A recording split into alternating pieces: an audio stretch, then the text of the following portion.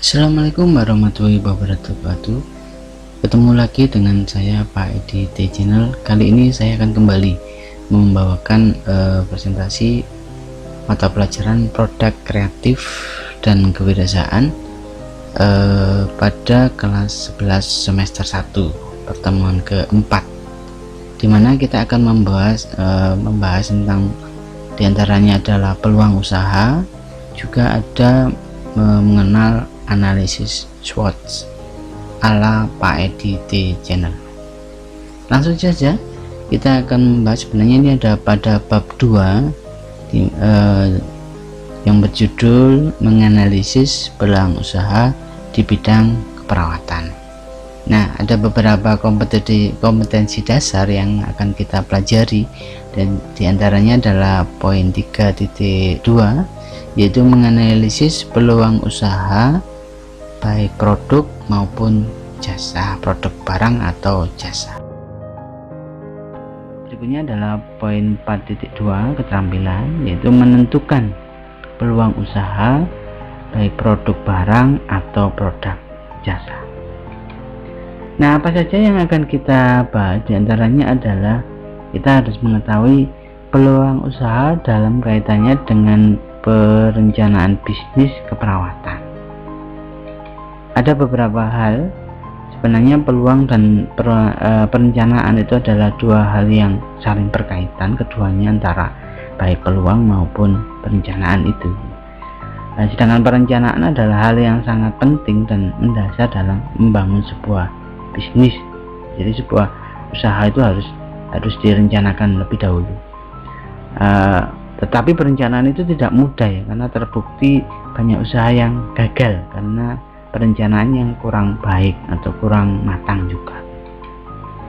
Oleh sebab itu diperlukan perencanaan yang baik dan matang dan didasari dengan data-data yang akurat, yang betul gitu ya. Nah, selanjutnya ada beberapa hal-hal yang bisa meminimalisir risiko dalam memaksimalkan peluang ya. Ada dua hal. Nah, yang pertama adalah kita bisa membedakan ciri-ciri peluang usaha yang baik. Nah, bagaimana ciri-cirinya? Di antaranya adalah kita usahakan adalah ini A, peluang tidak meniru atau orisinil. Nah, ini adalah peluang yang memang berasal dari pemikiran dan perhitungan sendiri. Nah, ini bagaimana cara kita bisa mendiri orang lain mungkin belum pernah ada. Nah, itu adalah ciri-ciri usaha peluang yang baik. Yang berikutnya adalah peluang yang bisa mengantisipasi perubahan, persaingan, dan kebutuhan. Dengan begitu usaha kita bisa bertahan lama dan bisa diterima semua pihak. Jadi kita bisa mengantisipasi perubahan apa saja yang ke depan itu dibutuhkan oleh masyarakat,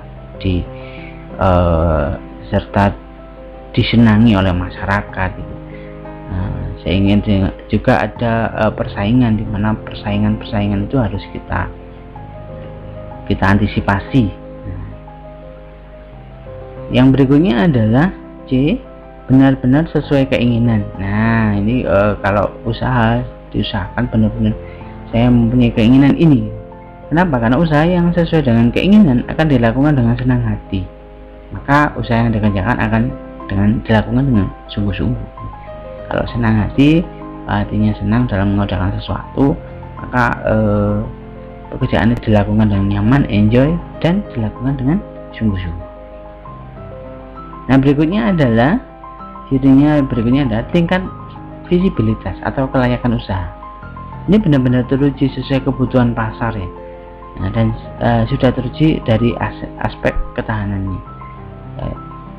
Kita harus tahu bahwa kebutuhan pasar itu seperti apa gitu. Maka ini akan mempunyai kelayakan usaha. Kalau tidak sesuai dengan pasar, kemungkinan besar ya tidak akan maju dan berkembang, dan tidak dikenal oleh masyarakat. Yang ini adalah ada keyakinan mewujudkannya. Nah, ini harus wajib yakin bahwa setiap usaha harus dilandasi dengan keyakinan, karena masa depan akan selalu berubah-ubahnya. Harus yakin bahwa usaha itu akan bisa berjalan dan bisa bertahan lebih lama. Dan yang ini adalah ada rasa senang menjalankannya dengan senang hati, maka akan selalu bersemangat dan mengembangkan usaha kita lebih lanjut gitu.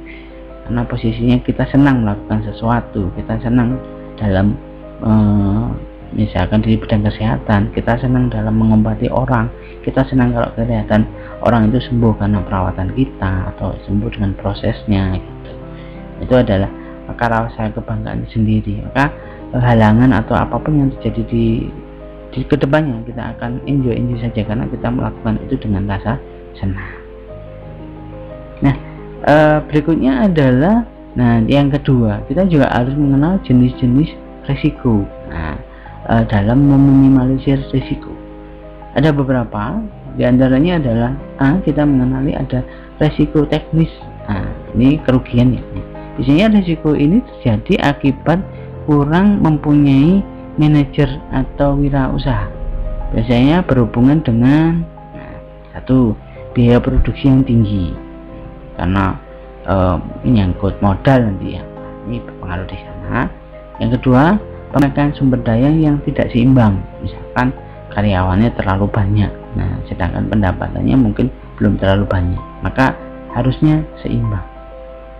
Yang berikutnya, biaya terus membengkak. Ini mungkin ya efeknya harusnya ke depan solusinya harus diperkecil, diperingan, diminimalisir untuk biaya-biayanya. Yang kedua adalah penempatan tenaga yang kurang tepat. Mungkin harusnya posisinya A cocok di bagian B, atau mungkin sebaliknya posisi B harus cocok di bagian A. Maka kita harus tahu, harus mengenali tenaga kerja kita sehingga kalau menempatkan orang itu tepat. Yang kelima adalah perencanaan desain yang salah. Ini kalau rencananya desainnya salah, manajemennya salah, planningnya salah, maka ya kemungkinan risiko teknis kerugian itu bisa terjadi. Ini faktor lain yaitu ada kredit macet perusahaan. Biasanya ini berimbas pada mungkin pinjaman bank yang mungkin nggak bisa cair karena kita dianggap sebagai kredit. Dan yang kedua adalah faktor danger seperti yang terjadi misalkan kebakaran, pencurian, dan penipuan. Ini bisa menimbulkan risiko teknis yaitu berupa kerugian. Itu poin yang A. Berikutnya risiko jenis risiko. Risiko di atas yang tadi itu bisa diatasi dengan cara mengetahui manajer atau kewirausahaan, di mana ada keterampilan teknis. Metode ini bisa menurunkan dengan cara menurunkan biaya. Biayanya diturunkan, ditekan. Yang kedua adalah kemampuan mengorganisasi. Jadi mampu merampung, mengelola, memanajemen, mengorganisasi bagian-bagiannya, mampu memimpin. Jadi mempunyai konsep kerja yang baik. Ini memimpin bagian si A harus kemana, si B harus kemana, harus bagaimana dan sebagainya. Ini diperlukan seorang yang mampu memimpin. Juga diperlukan yang B adalah strategi yang terarah untuk masa depan. Kita perlu memerlukan strategi produksi, keuangan, pemasaran, dan lain-lain. Ini adalah risiko teknis. Tujuan dari strategi yang terarah tadi akan mendapatkan keuntungan dan ke depan akan lebih baik dan bisa bertahan lebih lama. Dan C adalah mengalihkan kerugian asuransi, baik asuransi kebakaran atau mungkin asuransi tenaga kerja. Ini untuk mengantisipasi hal yang di luar kita tadi seperti kebakaran atau mungkin bencana alam dan lain-lain.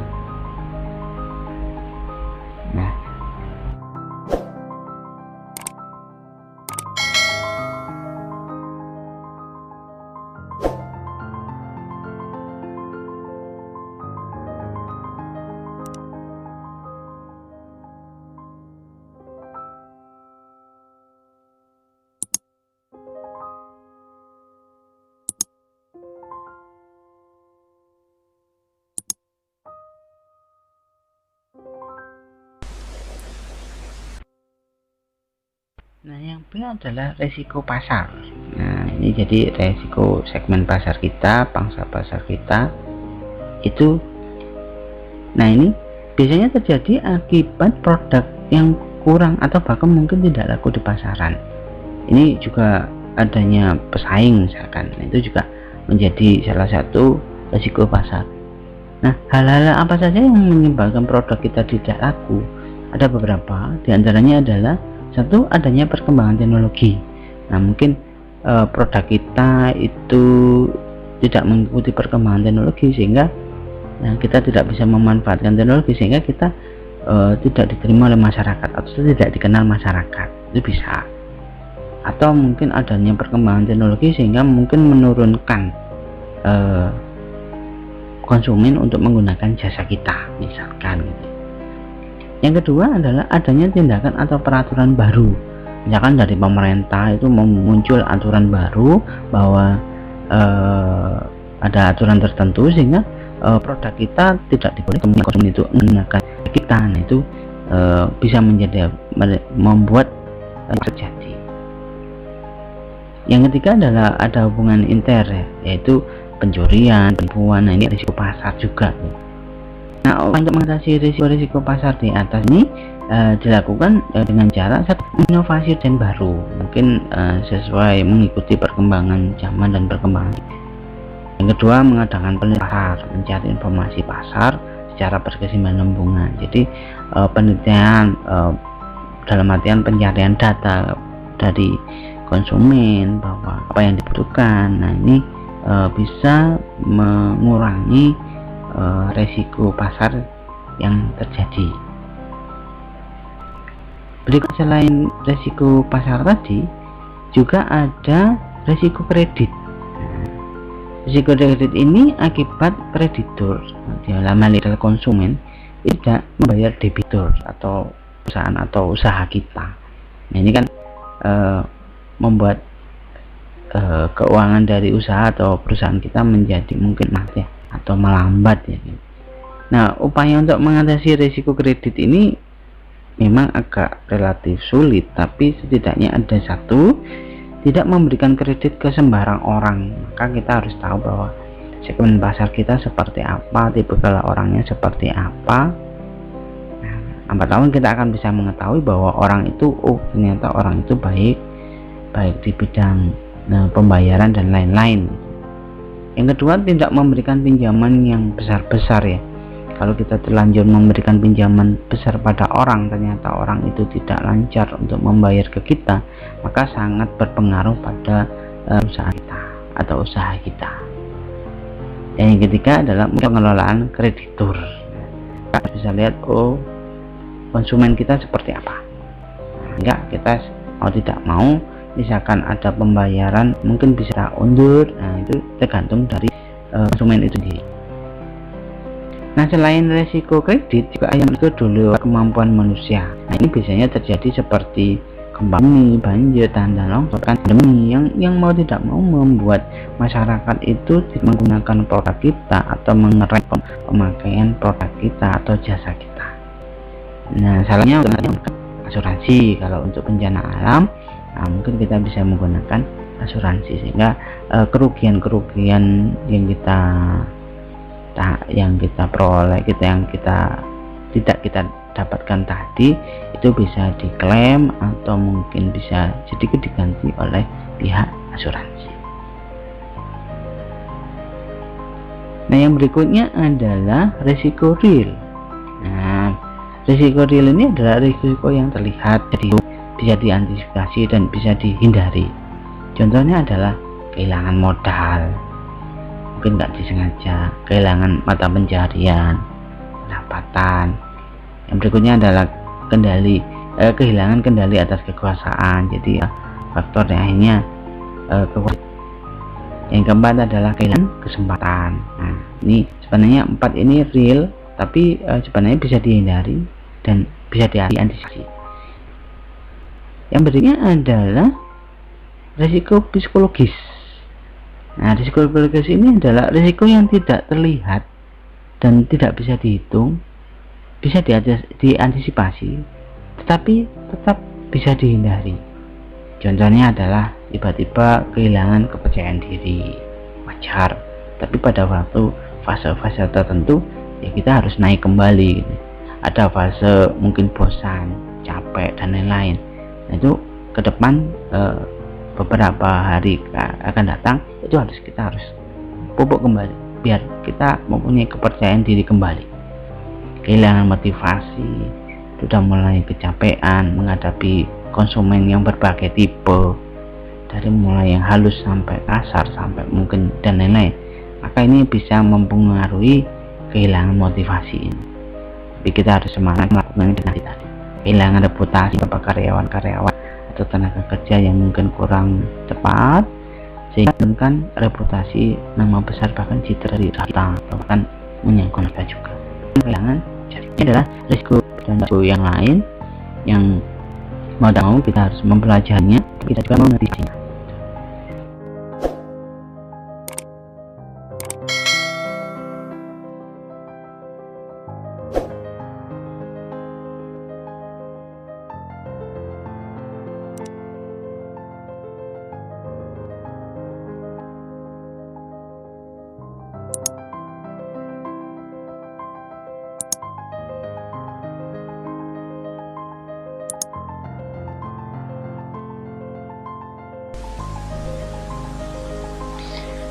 Biasanya perusahaan-perusahaan besar itu biasanya sebelum menjalankan aktivitasnya atau produknya atau usahanya, maka akan selalu menghitung dulu kelayakan peluang usahanya. Ada beberapa metode yang digunakan, diantaranya bisa menggunakan metode analisis SWOT. Tujuan dari kegunaan menghitung analisis SWOT itu adalah untuk mengetahui langkah-langkah yang perlu dilakukan dalam pengembangan usaha, baik produk berupa barang atau jasa, sebagai alat penyusun strategi. Nah, nanti kita bisa menyusun strategi dari langkah-langkah yang kita ketahui. Di dalam metode analisis SWOT itu ada beberapa yang bisa dievaluasi. Jadi kita bisa mengevaluasi, diantaranya adalah ada yang pertama kekuatan atau strength, yang kedua adalah kelemahan atau weakness, yang ketiga adalah peluang atau opportunities, dan yang keempat adalah ancaman atau threat. Nah, itu apa saja? Ini adalah berikut contoh analisis SWOT usaha produk barang dan jasa di bidang jasa keperawatan home care. Nah, kita harus mengetahui kekuatan dari analisis strength ini.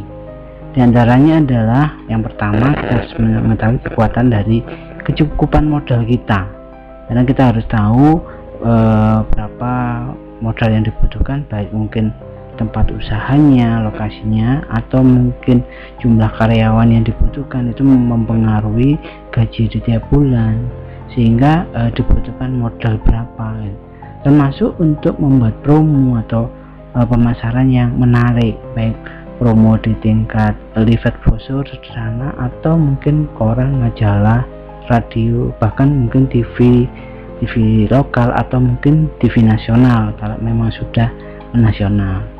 Yang kedua adalah kekuatan memiliki sumber daya manusia yang berkualitas. Tenaga-tenaga kita yang terampil, yang bagus itu menjadi kekuatan tersendiri. Semakin banyak yang berkualitas, maka kita juga dianggap mempunyai kekuatan yang lebih. Yang ketiga, memiliki koneksi atau hubungan kerja yang banyak. Ya, memang di jasa home care ini mungkin bisa dari koneksi atau kenalan, sehingga mungkin promosinya di samping berupa leaflet sebaran, kita juga memanfaatkan koneksi atau hubungan kita yang mungkin dari orang ke orang, konsumen, yang kemudian tempat usaha yang sakit dicari, ya. Jadi di pusat pertang kota atau yang sampai sudah dicari, sehingga posisinya harus menjadi bertemu. Itu sangat mengganggu sekali, kecuali nggak bisa sebagai jasa bonafit. Nah, ini memiliki tanda akuntabilitas. Kalau kita punya akuntabilitas, kredibilitas, dan kemampuan yang baik, maka konsumen itu akan merasa aman dan nyaman, sehingga dia akan bisa menginformasikan jasa kita kepada konsumen-konsumen kenalan dari konsumen.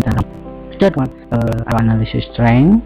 Nah, yang berikutnya adalah Nah, kita juga harus mengetahui kelemahan kita atau analisis weakness.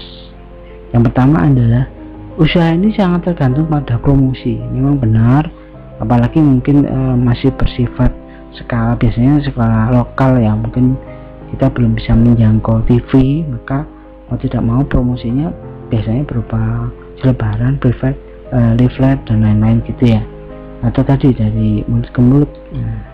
Yang kedua adalah karyawan yang pelayanannya kurang baik. Nah, ini biasanya kalau kita merekrut di awal tanpa pengetahuan bagaimana atas kerjanya dan bagaimana, maka mau tidak mau mungkin ada karyawan yang kurang baik. Itu juga kita hitung kelemahannya. Maka kita harus bisa pandai-pandai memilih karyawan yang baik.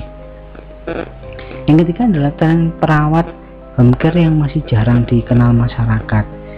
Ini di kota-kota besar dan kota-kota yang menengah. Kota-kota besar sudah terkenal. Nah, kota-kota yang menengah ini mulai diperkenalkan. Ini menjadi kelemahan kita, tetapi juga menjadi peluang kita. Jadi bagaimana memperkenalkan jasa ini kepada masyarakat. Yang keempat adalah pembayaran yang macet dan tersendat. Ini biasanya kan pembayaran yang dilakukan di belakang, maka mungkin saja ada karya konsumen yang ternyata bayarnya tersendat sehingga mungkin menyebabkan macet. Nah, ini juga menjadi kelemahan kita di perusahaan kita, karena akhirnya berdampak pada penggajian karyawan dan lain-lain.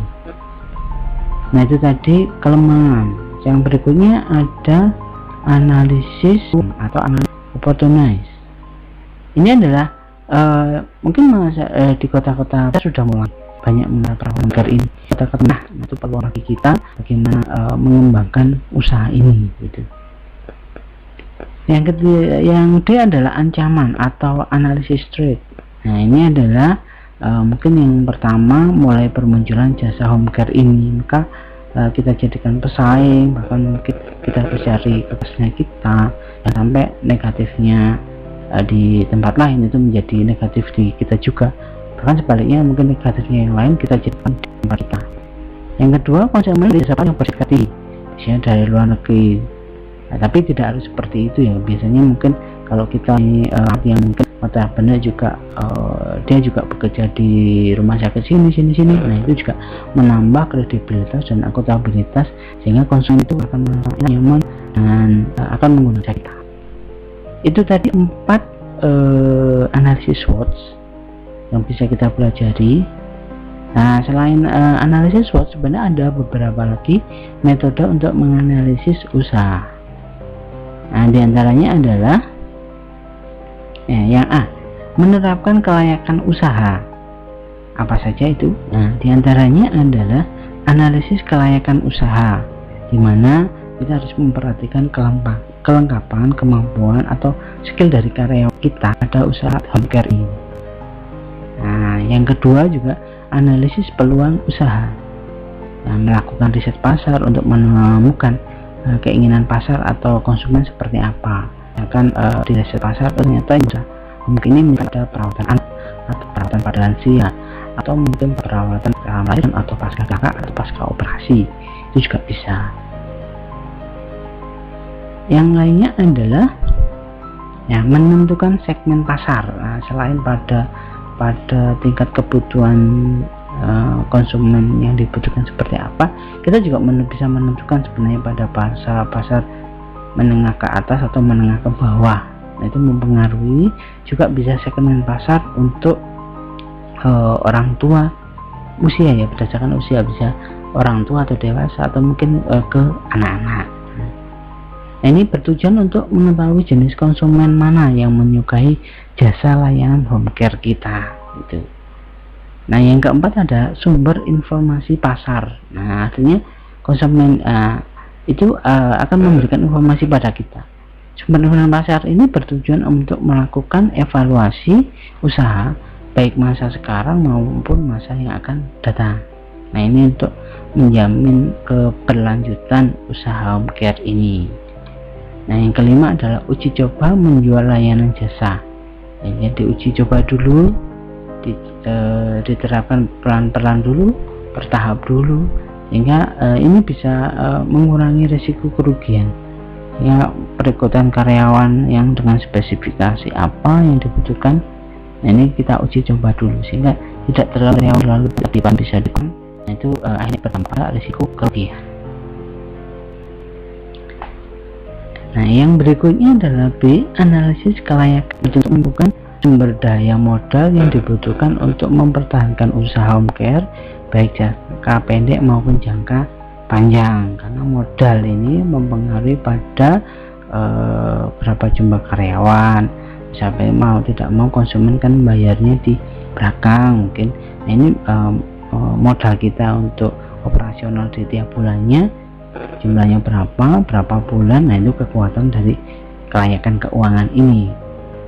Dan yang C adalah membedakan persaingan, melakukan analisis pesaing sangat penting untuk keberlanjutan usaha jasa perawatan home care ini. Jadi pesaing kita mungkin mengadakan paket apa, promosi apa, diskon. Kalau kita mengguni pesaing-pesaing yang lain, sehingga kita semakin dikenal dan semakin maju usaha kita.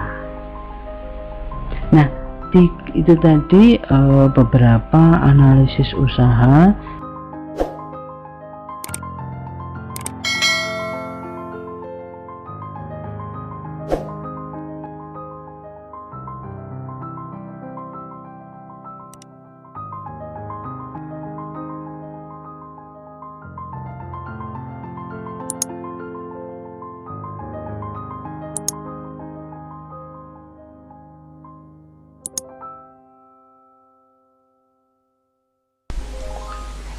Nah itu tadi penjelasan mengenai peluang usaha, terus analisis SWOT, atau ada analisis yang lain tadi, bentuk metode yang lain.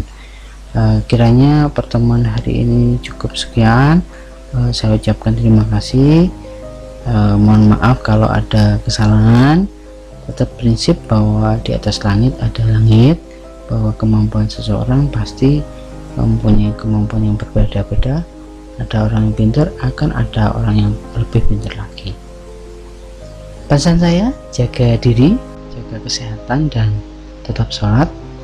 Serta jangan lupa tolong di subscribe, like, and share video pembelajaran ini. Dari saya cukup sekian. Assalamualaikum warahmatullahi wabarakatuh.